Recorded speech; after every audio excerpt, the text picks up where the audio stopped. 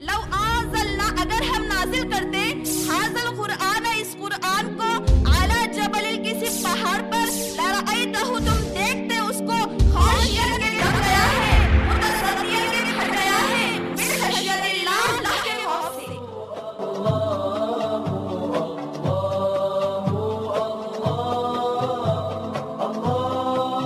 سورہ نحل آیت نمبر 102. قل نزلہ روح القدس من ربک بالحق لیثبت الذین آمنوا وہدی وبشری للمسلمین.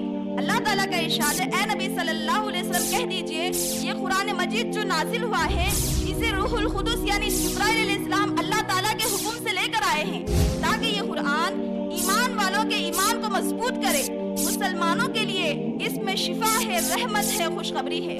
قرآن مجید اللہ تعالیٰ کی آخری کتاب ہے جو اس نے اپنے آخری پیغمبر محمد رسول اللہ صلی اللہ علیہ وسلم پر نازل فرمایا.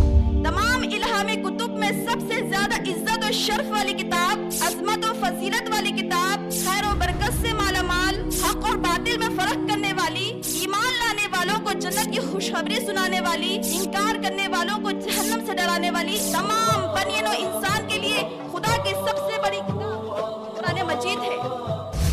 انا انزلناہ فی لیلۃ القدر بے شک ہم نے اس قرآن کو لیلۃ القدر میں نازل کیا. وما ادراک ما لیلۃ القدر اور آپ کیا جانو لیلۃ القدر کیا ہے. لیلۃ القدر خیر من الف شہر لیلۃ القدر 1000 مہینے سے بہتر ہے. سورہ یونس آیت نمبر 57 تا 58. یا ایھا الناس قد جاءتکم موعظۃ من ربکم وشفاء لما فی الصدور وہدی ورحمۃ للمؤمنین. قل بفضل اللہ وبرحمتہ فبذلک فلیفرحوا ہوا خیر مما یجمعون.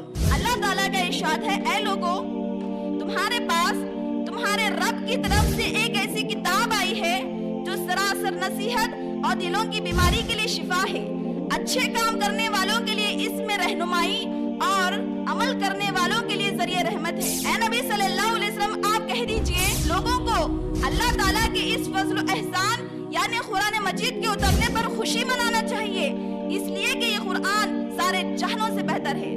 سورہ واقعہ آیت نمبر 75 تا 79. فلا اقسم بمواقع النجوم وانه لقسم لو تعلمون عظیم انه لقرآن کریم فی کتاب مکنون لا یمسہ الا المطہرون. اللہ تعالیٰ کا ارشاد ہے میں ستاروں کے غروب ہونے کی اور اس کے چھپنے کی قسم کھاتا ہوں. اگر تم سمجھو تو یہ قسم کھانا بہت بڑی بات ہے. میں اس بات پر قسم کھاتا ہوں کہ یہ قرآن بڑی عظمت والا ہے، لوح محفوظ میں لکھا ہوا ہے جسے پاک فرشتوں کے علاوہ کوئی ہاتھ نہیں لگاتا. یہ کتاب رب العالمین کی طرف سے نازل کی ہوئی کتاب ہے. کیا تم لوگ اس بات کو سرسری بات سمجھتے ہو کہ اللہ تعالیٰ نے دنیا اور آخرت کی ساری بھلائیاں سمیٹ کر قرآن مجید کی صورت میں ہماری جھولی میں ڈال دی ہے. عظمت قرآن کی یہ انتہا ہے وہ اپنے پڑھنے والوں کے لیے باعث سکینت، باعث رحمت، باعث شفا ہے. ان سے ناواقف ہونے میں ہمارا کتنا بڑا نقصان ہے. خدا کی اتنی بڑی کتاب عظمت قرآن ہمارے گھروں میں موجود ہے لیکن اس میں کیا لکھا ہوا ہے اس کا مطلب ہم میں سے کسی کو نہیں معلوم. اس سے زیادہ نقصان کی بات ہمارے لیے اور کیا ہو سکتی ہے. ہم دن رات 5 وقت کی نماز پڑھتے ہیں لیکن اس نماز میں اپنے پروردگار سے کیا عرض کرتے ہیں اس کا مطلب ہم کو نہیں معلوم. اس سے زیادہ نقصان کی بات ہمارے لیے اور کیا ہو سکتی ہے.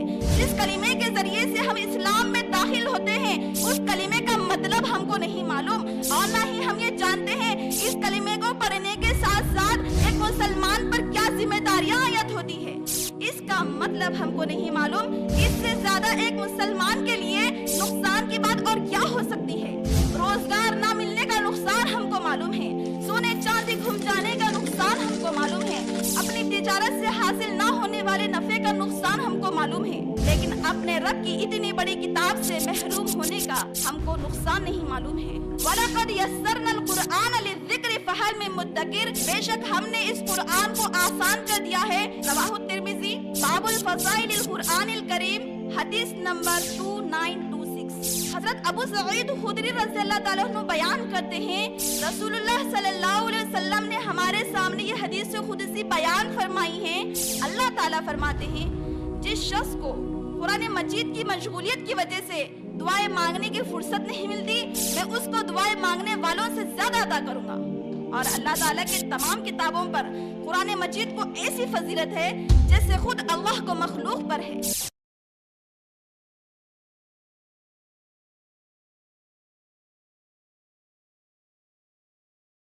آج کی میری تقریر کا عنوان ہے عظمت قرآن۔ آج میں اپنی تقریر کو 2 حصوں میں تقسیم کرنا چاہتی ہوں۔ پہلے حصے میں بیان کروں گی عظمت قرآن، قرآن اور حدیث کی روشنی میں۔ دوسرے حصے میں بیان کروں گی عظمت قرآن سے اعراض کرنے کا، غفلت برتنے کا، لاپرواہی کرنے کا دنیا اور آخرت میں انجام۔ عزیز سامعین کرام، اس عنوان کو منتخب کرنے کے میرے 4 مقاصد ہیں۔ پہلا، اللہ سبحانہ تعالیٰ کے کتاب کی خدمت اور اس کی خیر خواہی، تاکہ عظمت قرآن آپ کے سامنے پوری طرح سے آشکار ہو جائے۔ دوسرا، اللہ سبحانہ تعالیٰ کے اس فضل و احسان کا بیان جو اس نے اپنے بندے پیغمبر محمد صلی اللہ علیہ وسلم اور آپ صلی اللہ علیہ وسلم کی امت پر کیا کہ انہیں ایک مقدس کتاب سے نوازا جو تمام آسمانی کتب میں سب سے زیادہ عظمت والی ہے۔ تیسرا، امت مسلمہ کی بیٹیوں کو غفلت سے بیدار کر کے ان میں قرآن مجید کی عظمت و جلالت کا شعور پیدا کرنا، تاکہ عظمت قرآن ان کے سامنے پوری طرح سے آشکار ہو جائے اور وہ قرآن مجید کے دامن سے وابستہ ہو جائے، تاکہ قرآن کے لیے ان کو تلاوت کرنے، عمل کرنے کے شوق میں مصروف کر دے۔ چوتھا، عصر حاضر کی بہت بڑی اکثریت کا قرآن مجید کی تعلیمات سے بے بہرا رہنا، جن کے شب و روز اس انداز میں گزر رہے ہیں کہ وہ عظمت قرآن کے احساس سے بہت دور ہے، لہٰذا قرآن انہیں گمراہی کے اندھیرے سے نکال کر ہدایت کے اجالے میں لے کر آئے۔ ہر طرح کی حمد و ثنا اس رب العالمین کے لیے ہے جو ہمارا خالق، مالک، رازق ہے، جس کے سوا کوئی الہ نہیں، جس کا کوئی شریک نہیں۔ وہ حیو اور قیوم ہے، وہاب اور تواب ہے، ہادی اور رشید ہے، جس نے ہم جیسے راہ بھٹکے ہوئے لوگوں کو ہدایت دینے کے لیے قرآن مجید نازل فرمایا، قرآن مجید لکھنا اور پڑھنا سکھایا، وہ قرآن کی حفاظت کا وعدہ فرمایا۔ انگنت درود و سلام و محمد بن عبداللہ پر جنہوں نے حق رسالت ادا کیا، انگنت درود و سلام ہو اس قلب پر جس پر قرآن مجید نازل ہوا، انگنت درود و سلام ہو اس دل و دماغ پر جس نے سب سے پہلے قرآن مجید حفظ کیا، انگنت درود و سلام ہو اس نطیق مبارک پر جس نے امت کو قرآن مجید پڑھایا اور سنایا، وہ قرآن جو سرتاسر روشنی اور ہدایت ہے، وہ قرآن جو سرتاسر عظمت اور حکمت ہے۔ عزیز سامعین کرام، کتاب خداوندی کا مشہور نام قرآن ہے، جو قراءہ کا مصدر ہے، اوف رو حمزہ سے بنا ہے، جس کے معنی ہے پڑھنا، جمع کرنا۔ پہلے معنی پر اگر آپ غور کریں تو اس کے معنی ہے پڑھنا، یعنی زیادہ پڑھی جانے والی۔ مصدر بامعنی اس میں مفعول، جیسے کتاب بامعنی مکتوب، اور دنیا اس بات پر شاہد ہے کرۂ ارض پر کوئی کتاب قرآن مجید سے زیادہ نہیں پڑھی جاتی، اور مسلمان اس بات کا دعویٰ کرنے میں حق بھی جانب ہے کہ اہل اسلام میں جو حفظ کا اہتمام کیا جاتا ہے، یہ قرآن مجید کی وہ عظیم خصوصیت ہے جو دنیا کے کسی کتب کو حاصل نہیں ہوئی۔ دوسرے معنی پر اگر غور کیا جائے تو اس کے معنی ہے جمع کرنا۔ یہ نام قرآن مجید کو اسی لیے دیا گیا ہے کہ یہ انسانی ہدایت کے اصول و ضوابط کو جامع کرتی ہے۔ عزیز سامعین کرام، قرآن مجید اللہ تعالیٰ کی آخری کتاب ہے جو اس نے اپنے آخری پیغمبر محمد رسول اللہ صلی اللہ علیہ وسلم پر نازل فرمایا۔ جس طرح نبی صلی اللہ علیہ وسلم کی رسالت ابدی اور دائمی ہے، کسی زمان و مکان کی حد بندی میں محدود و محیط نہیں، اسی طریقے سے آپ پر نازل ہونے والی کتاب تمام بنیان و انسان کے لیے تا قیام قیامت پیام رشد و ہدایت ہے۔ مختصر آسان الفاظ میں یہ بتانا چاہ رہی ہوں کہ جس طرح آپ خاتم الرسول ہے، آپ کے بعد کسی رسول کی ضرورت نہیں ہے، اسی طریقے سے آپ پر نازل ہونے والی کتاب بھی خاتم الکتب، اس کے بعد کسی دوسری کتاب کی ضرورت ہی نہیں ہے۔ تمام الہامی کتب میں سب سے زیادہ عزت و شرف والی کتاب، عظمت و فضیلت والی کتاب، خیر و برکت سے مالا مال، حق اور باطل میں فرق کرنے لانے والی، ایمان لانے والوں کو جنت کی خوشخبری سنانے والی، انکار کرنے والوں کو جہنم سے ڈرانے والی، تمام بنی نوع انسان کے لیے خدا کی سب سے بڑی کتاب قرآن مجید ہے۔ جس رات میں اترا اس رات کی عبادت 1000 مہینے سے افضل قرار دی گئی، جس کا ذکر ہم کو سورۃ القدر میں ملتا ہے۔ سورۃ القدر آیت نمبر 1 تا 3، اِنَّا أَنزَلْنَاهُ فِي لَيْلَةِ الْقَدْرِ، بے شک ہم نے اس قرآن کو لیلۃ القدر میں نازل کیا۔ وَمَا أَدْرَاكَ مَا لَيْلَةُ الْقَدْرِ، اور آپ کیا جانو لیلۃ القدر کیا ہے؟ لیلۃ القدر خیر من الف شہر، لیلۃ القدر 1000 مہینے سے بہتر ہے۔ اگر میرے حساب سے عظمت قرآن کی اہمیت و فضیلت بتانے کے لیے یہی ایک آیت قرآن مجید میں نازل ہوتی تب بھی قرآن مجید کی عظمت و فضیلت بیان کرنے کے لیے کافی تھی، لیکن اللہ سبحانہ تعالیٰ نے عظمت قرآن پر مشتمل جتنی آیتیں قرآن مجید میں نازل کی ہے، اگر اس نعمت عظمیٰ کا شکر ادا کرنے کے لیے امت محمدیہ کا ہر فرد زندگی بھر سجدہ شکر کرے تب بھی حق شکر ادا نہیں ہو سکتا۔ عزیز سامعات کرام، عظمت قرآن پر مشتمل چند آیات میں آپ کو سنانا چاہتی ہوں۔ سورہ یونس آیت نمبر 57 تا 58، یا ایھا الناس قد جاءتکم موعظۃ من ربکم وشفاء لما فی الصدور وہدی ورحمۃ للمؤمنین قل بفضل اللہ وبرحمتہ فبذلک فلیفرحوا ھو خیر مما یجمعون۔ اللہ تعالیٰ کا ارشاد ہے، اے لوگو، تمہارے پاس تمہارے رب کی طرف سے ایک ایسی کتاب آئی ہے جو سراسر نصیحت اور دلوں کی بیماری کے لیے شفا ہے، اچھے کام کرنے والوں کے لیے اس میں رہنمائی اور عمل کرنے والوں کے لیے ذریعہ رحمت ہے۔ اے نبی صلی اللہ علیہ وسلم، آپ کہہ دیجئے لوگوں کو اللہ تعالیٰ کے اس فضل و احسان یعنی قرآن مجید کے اترنے پر خوشی منانا چاہیے، اس لیے کہ یہ قرآن سارے جہانوں سے بہتر ہے۔ دوسری آیت سنانا چاہتی ہوں، سورہ واقعہ آیت نمبر 75 تا 79، فَلَا أُقْسِمُ بِمَوَاقِعِ النُّجُومِ وَإِنَّهُ لَقَسَمٌ لَوْ تَعْلَمُونَ عَظِيمٌ إِنَّهُ لَقُرْآنٌ كَرِيمٌ فِي كِتَابٍ مَّكْنُونٍ لَا يَمَسُّهُ إِلَّا الْمُطَهَّرُونَ۔ اللہ تعالیٰ کا ارشاد ہے، میں ستاروں کے غروب ہونے کی اور اس کے چھپنے کی قسم کھاتا ہوں، اگر تم سمجھو تو یہ قسم کھانا بہت بڑی بات ہے۔ میں اس بات پر قسم کھاتا ہوں کہ یہ قرآن بڑی عظمت والا ہے، لوح محفوظ میں لکھا ہوا ہے، جسے پاک فرشتوں کے علاوہ کوئی ہاتھ نہیں لگاتا۔ یہ کتاب رب العالمین کی طرف سے نازل کی ہوئی کتاب ہے۔ کیا تم لوگ اس بات کو سرسری بات سمجھتے ہو؟ سورہ فاطر آیت نمبر 29، ان الذین یتلون کتاب اللہ واقاموا الصلاة وانفقوا مما رزقناہم سرا وعلانیۃ یرجون تجارۃ لن تبور۔ اللہ تعالیٰ کا ارشاد ہے، بے شک جو لوگ اللہ تعالیٰ کی آیت کی تلاوت کرتے ہیں، نمازوں کی پابندی کرتے رہتے ہیں، جو کچھ بھی ہم نے ان کو دیا ہے اس میں سے پوشیدہ اور علانیہ خرچ کرتے رہتے ہیں، یقیناً وہ ایک ایسی تجارت کی امید لگائے ہوئے ہیں جنہیں کبھی نقصان نہیں پہنچ سکتا، یعنی ان کا ثواب ان کو پورا دیا جائے گا۔ سورہ بنی اسرائیل آیت نمبر 82، وَنُنَزِّلُ مِنَ الْقُرْآنِ مَا هُوَ شِفَاءٌ وَرَحْمَةٌ لِّلْمُؤْمِنِينَ۔ اللہ تعالیٰ کا ارشاد ہے، یہ قرآن جو ہم نے نازل کیا ہے اس میں مسلمانوں کے لیے ہدایت ہے اور خوشخبری ہے، شفا ہے اور رحمت ہے۔ سورہ نحل آیت نمبر 102، قُلْ نَزَّلَهُ رُوحُ الْقُدُسِ مِنْ رَبِّكَ بِالْحَقِّ لِيُثَبِّتَ الَّذِينَ آمَنُوا وَهُدًى وَبُشْرَىٰ لِلْمُسْلِمِينَ۔ اللہ تعالیٰ کا ارشاد ہے، اے نبی صلی اللہ علیہ وسلم کہہ دیجئے یہ قرآن مجید جو نازل ہوا ہے اسے روح القدس یعنی جبرائیل علیہ السلام اللہ تعالیٰ کے حکم سے لے کر آئے ہیں تاکہ یہ قرآن ایمان والوں کے ایمان کو مضبوط کرے، مسلمانوں کے لیے اس میں شفا ہے، رحمت ہے، خوشخبری ہے۔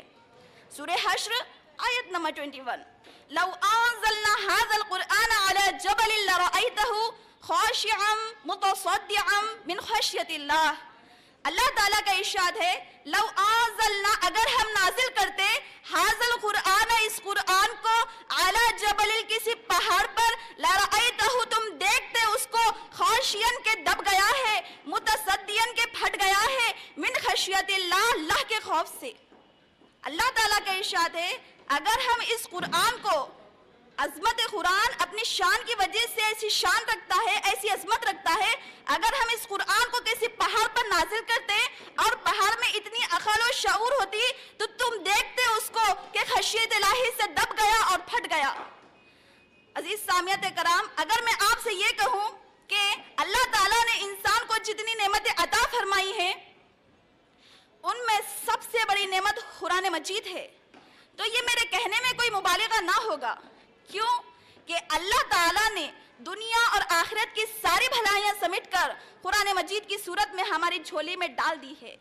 عظمت قرآن کی یہ انتہا ہے، وہ اپنے پڑھنے والوں کے لیے باعث سکینت، باعث رحمت، باعث شفا ہے، زندگی اور موت کے فتنوں سے پناہ مہیا کرنے والی ہے، زمینی و آسمانی آفات سے تحفظ فراہم کرنے والی ہے۔ انسانی زندگی کی کون سی حاجت اور مشکل ایسی ہے جس کا درد پیش نہ کیا گیا ہو؟ کون سا درد ایسا ہے جس کا درمان نہ بتایا گیا ہو؟ کون سا روگ ایسا ہے جس کا علاج نہ بتایا گیا ہو؟ کون سا سوال ایسا ہے جس کا حل پیش نہ کیا گیا ہو؟ عزیز سامعین کرام، ایک انسان اپنی آخری منزل تک پہنچنے سے پہلے جتنا قرآن مجید کا محتاج ہے اتنا کسی دوسری چیز کا محتاج نہیں ہے۔ مگر افسوس کی بات یہ ہے مسلمانوں کی 90% اکثریت عظمت قرآن سے ناشنا ہے۔ عزیز سامعین کرام، عظمت قرآن کا تصور ہمارے پاس بس اس حد تک رہ گیا ہے کہ یہ ہمارے لیے مقدس کتاب ہے جسے پکڑنے سے پہلے وضو کرنا لازم ہے، پکڑتے ہی اسے چومنا، آنکھوں سے لگانا ضروری ہے، بیٹیوں کو ہدیے میں دینا، بیٹیوں کو گھر سے رخصت کرتے وقت اس کے سائے سے اس کو گزارنا، لڑائی اور جھگڑے کے موقع پر قسم اور گواہی کے لیے استعمال کرنا، جنات کو دور کرنے کے لیے صورتوں کا ورد کرنا، حصول شفا کے لیے آیتوں کا ورد کرنا، ایصال ثواب کے لیے قرآن خوانی کرانا، یہی ہمارے پاس اصل مقاصد بن گئے ہیں جن کے لیے قرآن مجید نازل ہوا ہے۔ عزیز سامعین کرام، اللہ تعالیٰ نے ایک انسان کی سوچ اور فطرت میں یہ بات رکھی ہے، جس چیز کی وہ قدر و قیمت جانتا ہے اس کے حصول کے لیے اپنے تن من دھن کی بازی لگا دیتا ہے۔ لہٰذا ایک ان پڑھ کاشتکار جانتا ہے بہترین فصل اس کے بہترین مستقبل کی ضامن ہوتی ہے، لہٰذا وہ سردی کی شدید راتوں میں اٹھ کر اپنے کھیتوں میں کام کرتا ہے، گرمی کی چلچلاتی دھوپ میں اپنی جان کو ہلکان کرتا ہے۔ ایک تاجر کو معلوم ہوتا ہے اس کی تجارت سے حاصل ہونے والا نفع اس کے لیے کیا معنی رکھتا ہے، لہٰذا وہ اپنی زندگی کے خوبصورت دن کے 12 گھنٹے تجارت کی نظر کر دیتا ہے۔ ایک طالب علم کو ڈاکٹر انجینئر بننے کی قدر و قیمت معلوم ہوتی ہے، اسی لیے ہر ذہین طلباء ڈاکٹر انجینئر بننے کی کوشش کرتے ہیں۔ بعض مرتبہ وسائل نہ رہنے کے باوجود عقل مند طلباء محنت مزدوری کر کے ڈگری حاصل کرنے کے لیے اپنی جان کھپا دیتے ہیں۔ ایک تاجر، ایک کاشتکار، ایک طالب علم اپنے کام میں اپنی جان کیوں کھپا دیتے ہیں؟ کیونکہ وہ اپنے کام سے حاصل ہونے والے نتائج و فوائد سے پوری طرح آگاہ ہوتے ہیں۔ عزیز سامعین کرام، عظمت قرآن سے ناآشنا ہونے کا بنیادی سبب ہمارے پاس یہ ہے کہ ہم اس کی تلاوت، تحفیظ، تدریس کے فوائد سے واقف نہیں ہیں۔ قرآن مجید سے ہمارا تعلق اس آدمی جیسا ہو گیا ہے جو ہیرے جواہرات کی تلاش میں ساری زندگی خاک چھانتا پھرتا ہے، جبکہ ہیرے جواہرات کا خزانہ اس کے اپنے ہی گھر میں موجود ہوتا ہے۔ عزیز سامعین کرام، آج ہم عظمت قرآن سننے بولنے سے محروم ہو گئے ہیں۔ ابھی تک ہم کو احساس نہیں ہوا کہ ہم کتنی بڑی نعمت سے محروم ہو گئے ہیں۔ عزیز سامعین، بتائیے ایک ماں اپنے بچے کو دودھ کب دیتی ہے؟ جب تک کہ وہ رو کر نہیں مانگتا۔ پیاسے کو جب پیاس لگتی ہے تو وہ خود پانی کی تلاش میں نکلتا ہے اور رب اس کے لیے پانی پیدا بھی کر دیتے ہیں، لیکن جب ہم کو پیاس ہی نہ ہو تو پانی سے بھرا ہوا کنواں بھی ہمارے پاس آ جائے تو بیکار ہے۔ پہلے ہم کو سمجھنا چاہیے دین سے ناواقف ہونے میں ہمارا کتنا بڑا نقصان ہے۔ خدا کی اتنی بڑی کتاب عظمت قرآن ہمارے گھروں میں موجود ہے، لیکن اس میں کیا لکھا ہوا ہے اس کا مطلب ہم میں سے کسی کو نہیں معلوم۔ اس سے زیادہ نقصان کی بات ہمارے لیے اور کیا ہو سکتی ہے؟ ہم دن رات 5 وقت کی نماز پڑھتے ہیں، لیکن اس نماز میں اپنے پروردگار سے کیا عرض کرتے ہیں اس کا مطلب ہم کو نہیں معلوم۔ اس سے زیادہ نقصان کی بات ہمارے لیے اور کیا ہو سکتی ہے؟ جس کلمے کے ذریعے سے ہم اسلام میں داخل ہوتے ہیں اس کلمے کا مطلب ہم کو نہیں معلوم، اور نہ ہی ہم یہ جانتے ہیں اس کلمے کو پڑھنے کے ساتھ ساتھ ایک مسلمان پر کیا ذمہ داریاں عائد ہوتی ہے۔ اس کا مطلب ہم کو نہیں معلوم۔ اس سے زیادہ ایک مسلمان کے لیے نقصان کی بات اور کیا ہو سکتی ہے؟ روزگار نہ ملنے کا نقصان ہم کو معلوم ہے، سونے چاندی گھم جانے کا نقصان ہم کو معلوم ہے، اپنی تجارت سے حاصل نہ ہونے والے نفع کا نقصان ہم کو معلوم ہے۔ عزیز ساتھیوں، لیکن اپنے رب کی اتنی بڑی کتاب سے محروم ہونے کا ہم کو نقصان نہیں معلوم ہے۔ عزیز سامعین کرام، عظمت قرآن پر مشتمل چند احادیث میں آپ کو سنانا چاہتی ہوں۔ یہ احادیث نہ صرف آپ کو عظمت قرآن سے واقف کرائے گی، بلکہ آپ کے اندر قرآن مجید کو پڑھنے، پڑھانے، تدبر کرنے، عمل کرنے کے شوق میں مزید اضافہ بھی کرے گی۔ رواہ الترمذی باب الفضائل القرآن الکریم، حدیث نمبر 2926۔ حضرت ابو سعید خدری رضی اللہ تعالیٰ عنہ بیان کرتے ہیں، رسول اللہ صلی اللہ علیہ وسلم نے ہمارے سامنے یہ حدیث قدسی بیان فرمائی ہے۔ اللہ تعالیٰ فرماتے ہیں، جس شخص کو قرآن مجید کی مشغولیت کی وجہ سے دعائیں مانگنے کی فرصت نہیں ملتی، میں اس کو دعائیں مانگنے والوں سے زیادہ عطا کروں گا۔ اور اللہ تعالیٰ کے تمام کتابوں پر قرآن مجید کو ایسی فضیلت ہے جیسے خود اللہ کو مخلوق پر ہے۔ مسند احمد، حدیث نمبر 419۔ حضرت عبداللہ بن عمر رضی اللہ عنہ سے روایت ہے، رسول اللہ صلی اللہ علیہ وسلم نے ارشاد فرمایا، قرآن مجید اپنی عظمت کی وجہ سے ایسی شان رکھتا ہے کہ روز قیامت کے دن اس کی سفارش پروردگار کی عدالت میں قبول کی جائے گی۔ روزہ اور قرآن ایک ایسی چیز ہے، پروردگار کے بارگاہ میں عرض کریں گے ایک بندے کے حساب کتاب کے وقت، روزہ کہیں گا، اے میرے پروردگار، میں نے اس کو دن میں کھانے پینے، نفسانی خواہشات سے روکے رکھا، لہٰذا میری سفارش اس کے حق میں قبول فرمائیے۔ لہٰذا روزے کی سفارش بندے کے حق میں قبول کی جاتی ہے۔ قرآن مجید کہیں گا، اے میرے پروردگار، میں نے اس کو رات میں سونے سے روکا، نوافل میں میری تلاوت کرتا تھا، لہٰذا میری سفارش اس کے حق میں قبول فرمائیے۔ لہٰذا عظمت قرآن اپنی عظمت کی وجہ سے ایسی شان رکھتا ہے کہ اس کی سفارش پروردگار کی عدالت میں قبول کی جاتی ہے۔ رواہ مسلم، حدیث نمبر 1897۔ حضرت عبداللہ بن عمر رضی اللہ عنہ سے روایت ہے، رسول اللہ صلی اللہ علیہ وسلم نے ارشاد فرمایا، اللہ تعالیٰ قرآن مجید کی وجہ سے بہت سے لوگوں کو بلندی عطا کرتے ہیں، بہت سے لوگوں کو ذلیل و رسوا کر دیتے ہیں۔ اس کا مطلب یہ ہے کہ جو لوگ اس کی تلاوت کرتے ہیں، اس پر عمل کرتے ہیں، اللہ تعالیٰ ان کو عزت عطا کرتے ہیں۔ جو لوگ اس قرآن کی تلاوت، اس پر عمل کرنا چھوڑ دیتے ہیں، اللہ تعالیٰ ان کو ذلیل و رسوا کر دیتے ہیں۔ رواہ مسلم باب الفضل من یقوم بالقرآن، حدیث نمبر 1894۔ حضرت عبداللہ بن عمر رضی اللہ عنہ سے روایت ہے، رسول اللہ صلی اللہ علیہ وسلم نے ارشاد فرمایا، صرف دو ہی شخصوں پر رشک کرنا جائز ہے، ایک وہ جس کو اللہ تعالیٰ نے اتنا مال دیا ہو اور وہ مال کو دن رات اللہ تعالیٰ کی راہ میں خرچ کرتا ہو، تو لہٰذا ایسے شخص پر رشک کرنا جائز ہے۔ دوسرا وہ جس کو اللہ تعالیٰ نے قرآن مجید کا علم دیا ہو اور وہ دن رات اس کی تلاوت اور اس پر عمل کرتا ہو، لہٰذا ایسے شخص پر رشک کرنا جائز ہے۔ رواہ الترمذی، حدیث نمبر 2914۔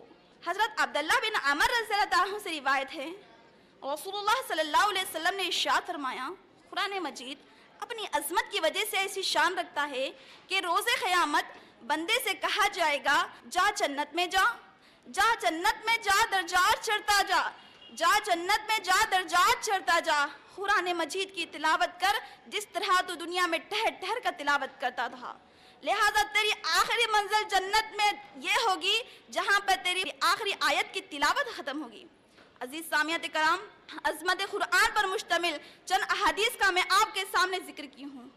قرآن مجید کی بے حد و حساب عظمتوں نے ہمارا صحابہ کرام میں قرآن مجید کو پڑھنے کا ایسا شوق پیدا کر دیا تھا کہ زندگی بھر صحابہ کرام قرآن مجید کو اپنے سے دور ہونے نہیں دیتے تھے۔ مثال لیجئے محمد صلی اللہ علیہ وسلم کے یار حضرت ابوبکر صدیق رضی اللہ عنہ کی۔ حضرت ابوبکر صدیق رضی اللہ عنہ بڑے رحیق القلب انسان تھے، جب بھی قرآن مجید پڑھتے مسلسل آنسو بہاتے رہتے تھے۔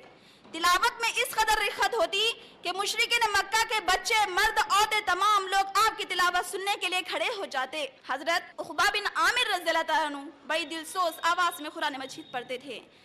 ایمان لانے کے بعد قرآن مجید کی اتنی زیادہ تلاوت کرتے، جب بھی قرآن مجید پکڑتے اس کو اپنے چہرے پر رکھتے، کہتے میرے رب کا کلام، میرے رب کی کتاب، پھر خشیت الہی سے رونے لگ جاتے۔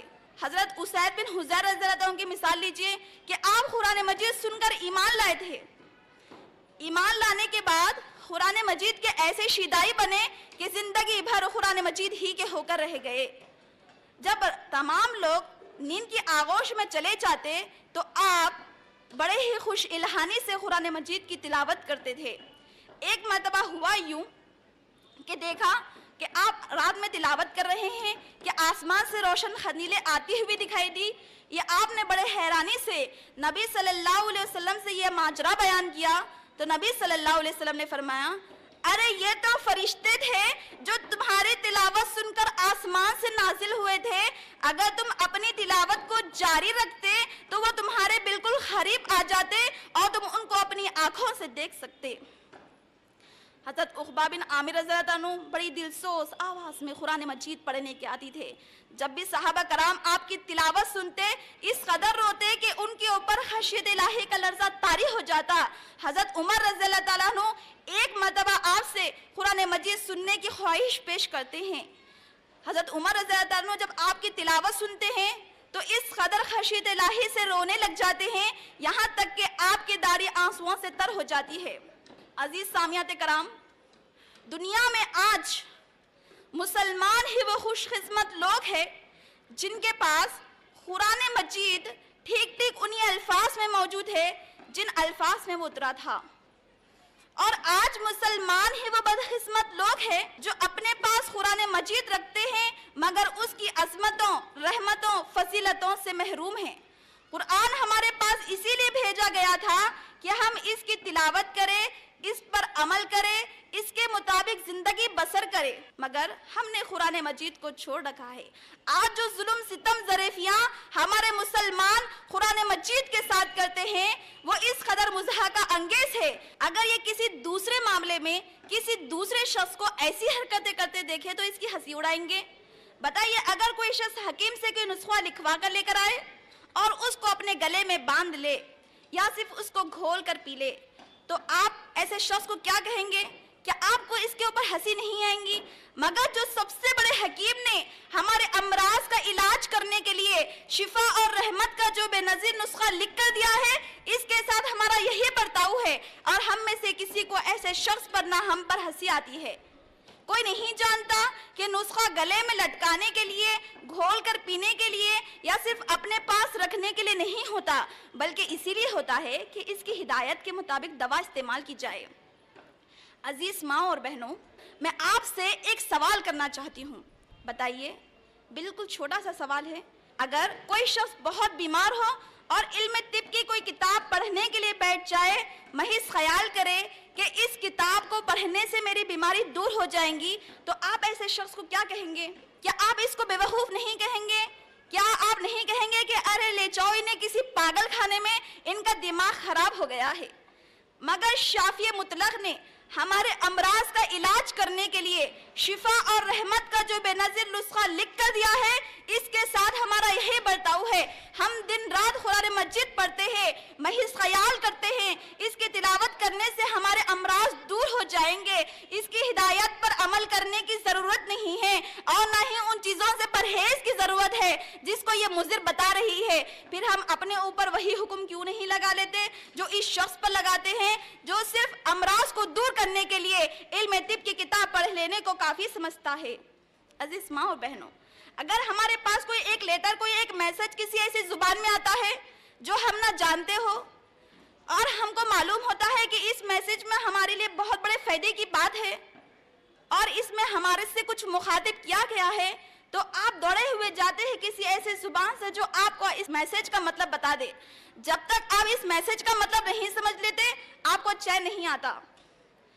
یہ معمولی میسج کے ساتھ ہمارا یہ برتاؤ ہے، مگر جو سب سے بڑا خط آج ہمارے گھروں میں موجود ہے، اس کو سمجھنے کے لیے آج یہی بے چینی ہم میں سے کسی کو نظر نہیں آتی۔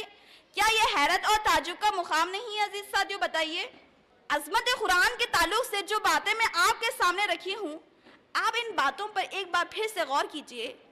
آپ کا دل خود گواہی دے گا، آج سب سے زیادہ ظلم ستم صرف اور صرف قرآن مجید کے ساتھ ہو رہا ہے. اور یہ ظلم کرنے والے کون لوگ ہیں؟ جو کہتے ہیں ہم اللہ پر ایمان لائے، رسول اللہ صلی اللہ علیہ وسلم پر ایمان لائے، ہم مسلمان ہیں. بے شک وہ مسلمان ہیں، بے شک وہ اللہ پر ایمان رکھتے ہیں، بے شک وہ رسول اللہ صلی اللہ علیہ وسلم کو مانتے ہیں، مگر سب سے زیادہ ظلم کرنے والے یہی مسلمان لوگ ہیں. آج بہت سے لوگوں کو یہ غلط فہمی ہے کہ قرآن مجید بہت مشکل کتاب ہے جسے پڑھنا سمجھنا ہر کسی کے انسان کے بس کی بات نہیں ہے.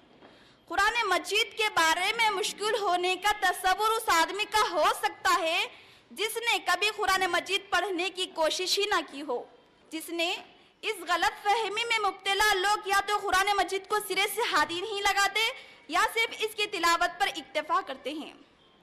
حقیقت یہ ہے کہ ایک انسان کی ہدایت کے لیے قرآن مجید سے بڑھ کر آسان اور عام فہم کوئی دوسری کتاب نہیں ہے.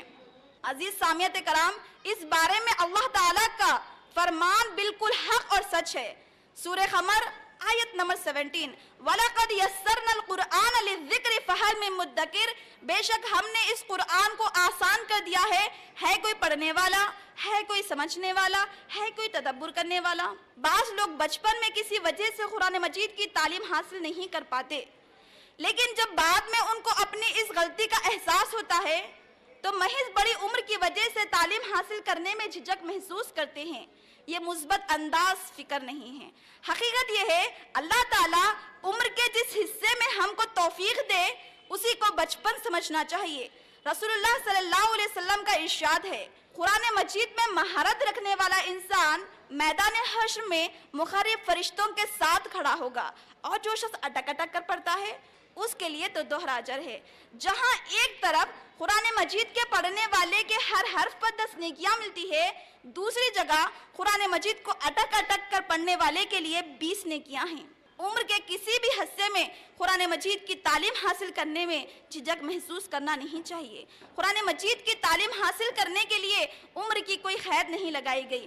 صحابہ کرام مختلف عمروں میں ایمان لاتے رہے. جس عمر میں وہ ایمان لاتے بس قرآن مجید کی تعلیم حاصل کرنے میں لگ جاتے.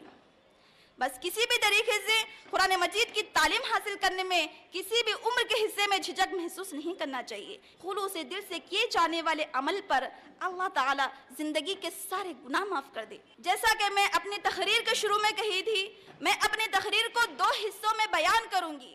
جیسا کہ میں پہلے حصے میں بیان کی ہوں عظمت قرآن اور حدیث کی روشنی میں، دوسرے حصے میں مختصر بیان کروں گی عظمت قرآن سے غفلت برتنے کا، لاپرواہی کرنے کا دنیا اور آخرت میں کیا انجام ہوگا. ایمان لانے کے بعد قرآن مجید کی تلاوت نہ کرنا، اس پر عمل نہ کرنا، اس کی تعلیم اپنے بچوں کو نہ دینے کی ایک انسان کی دنیا میں پہلی سزا یہ ہوگی کہ اللہ تعالیٰ اس کو تنگی میں مبتلا کر دیں گے. سورہ طٰہٰ آیت نمبر 124، وَمَنْ أَعْرَضَ عَنْ ذِكْرِي فَإِنَّ لَهُ مَعِيشَةً ضَنْكًا وَنَحْشُرُهُ يَوْمَ الْقِيَامَةِ أَعْمَىٰ. جو شخص رحمان کے ذکر سے اعراض کرے گا اس کے لیے تنگی کی زندگی ہوگی. دوسری سزا قرآن مجید کی تلاوت نہ کرنے، اس پر عمل نہ کرنے، اس کی تعلیم اپنے بچوں کو نہ دینے کی یہ ہوگی کہ اللہ تعالیٰ ایسے شخص پر شیطان کو مسلط کر دیتے ہیں جو مرتے دم تک اس کو نہ صرف گمراہی کے راستے پر جمائے رکھتا ہے بلکہ اس فریب میں مبتلا رکھتا ہے کہ دیکھو تم جس راستے پر چل رہے ہو وہی صراط مستقیم ہے. اللہ اکبر.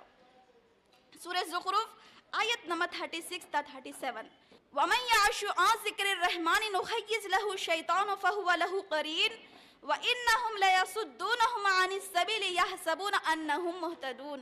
جو لوگ رب کے ذکر سے اعراض کرتے ہیں ہم ان کے اوپر شیطان کو مسلط کر دیتے ہیں، وہ اس کا ساتھی بن جاتا ہے. پھر شیاطین ان کو راہ راست پر آنے سے روکتے ہیں اور اپنی اپنی جگہ مطمئن کر دیتے ہیں کہ دیکھو تم جس راستے پر چل رہے ہو وہی صراط مستقیم ہے.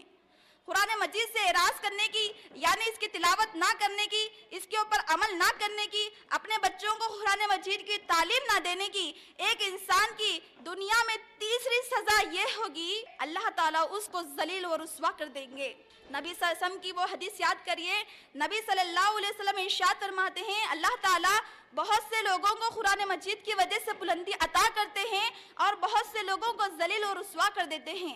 یعنی جو شخص اس کی تلاوت کرتے ہیں، اس پر عمل کرتے ہیں، اس کی تعلیم اپنے بچوں کو دیتے ہیں، تو اللہ تعالیٰ ایسے لوگوں کو عزت عطا کرتے ہیں۔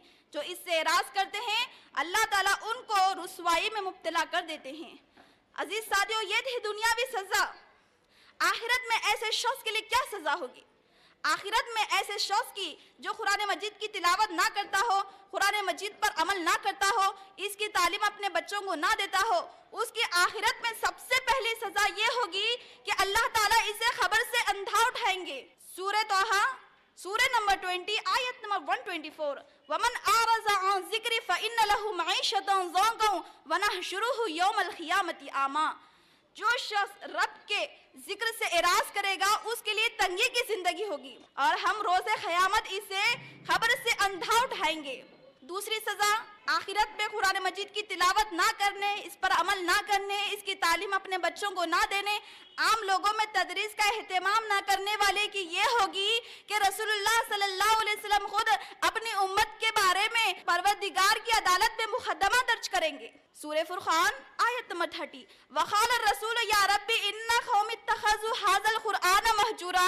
رسول کہیں گے اے میرے پروردگار، میری قوم نے اس قرآن کو چھوڑے رکھا تھا۔ تیسری سزا ایسے شخص کی یہ ہوگی کہ قرآن مجید ایسے شخص کے بارے میں خلاف میں گواہی دے گا۔ رسول اللہ صلی اللہ علیہ وسلم کا ارشاد ہے القرآن حجت لک او علیک، قرآن تیرے حق میں گواہی دے گا، یہ تیرے خلاف میں گواہی دے گا۔ اس کا مطلب کیا ہے؟ جو لوگ اس کی تلاوت کرتے ہیں اس کے حق میں وہ سفارش کرتا ہے، اور جو لوگ اس کی تلاوت نہیں کرتے اس کے خلاف میں قرآن مجید پروردگار کی عدالت میں خلاف میں گواہی دے گا۔ عزیز ساتھیو، چوتھی سزا ایسے شخص کے لیے آخری یہ ہوگی کہ اس کو جہنم میں شدید ترین عذاب میں مبتلا کر دیا جائے گا۔ سورہ جن آیت نمبر 17 وَمَنْ أَعْرَضَ عَنْ ذِكْرِ رَبِّهِ يَسْلُكْهُ عَذَابًا صَعَدًا۔ جو شخص رب کے ذکر سے اعراض کرتا ہے اس کو ہم جہنم میں سب سے شدید ترین عذاب میں مبتلا کر دیں گے۔ عزیز ساتھیو، یہ تھی سزا دنیا اور آخرت میں قرآن مجید سے اعراض کرنے والوں کی، یعنی اس کی تلاوت نہ کرنے، اس پر عمل نہ کرنے، اس کے اہتمام اپنے بچوں میں نہ کرنے والوں کی۔ ہمیں یہ بات کبھی بھی فراموش نہیں کرنا چاہیے کہ قرآن مجید کی تلاوت کرنے پر جس طرح عظمت و فضیلت و فوائد ہے، قرآن مجید کو چھوڑنے کے نقصانات، عذابات بھی بہت زیادہ اور بہت زیادہ شدید ہے۔ لہٰذا روزانہ اگر ہم ایک پارہ یا اس سے زیادہ پڑھنے کی طاقت نہ رکھتے ہو تو کم سے کم اتنا پڑھنے کا معمول بنا لینا چاہیے جس سے ہمارا شمار غافل بندوں میں نہ رہے۔ لہٰذا روزانہ ہم کم سے کم 10 آیات یا اس سے کم آیات کی تلاوت کرنے کی معمول بنا لے۔ اگر ہم 24 گھنٹوں میں اتنا بھی نہ کر پائے، پروردگار کے دنیا اور آخرت کے سزاؤں سے ہمیں کون بچا سکے گا؟ آخر میں اللہ رب العالمین سے دعا کرتی ہوں، رب العالمین مجھ کو اور آپ کو قرآن مجید سے مستفید ہونے کی توفیق عطا فرمائے، مجھ سے اور آپ سے راضی ہو جائے، قرآن مجید کو ہمارے دلوں کی فصل بہار بنا دے، ہمارے دلوں کو قرآن مجید سے منور کر دے، نعمتوں والی جنت کی طرف یہی قرآن ہمارا قائد ہو، ہمیں رات اور دن کے اکثر اوقات میں اس کی تلاوت کرنا اس طرح نصیب فرمائے جس سے وہ ہم سے راضی ہو جائے، نیز ہمیں اس بات کی توفیق عطا فرمائے کہ ہم سے قرآن مجید کا مکمل حق ادا ہو جائے۔ سبحان ربک رب العزت عما یصفون وسلام علی المرسلین والحمد للہ رب العالمین۔ السلام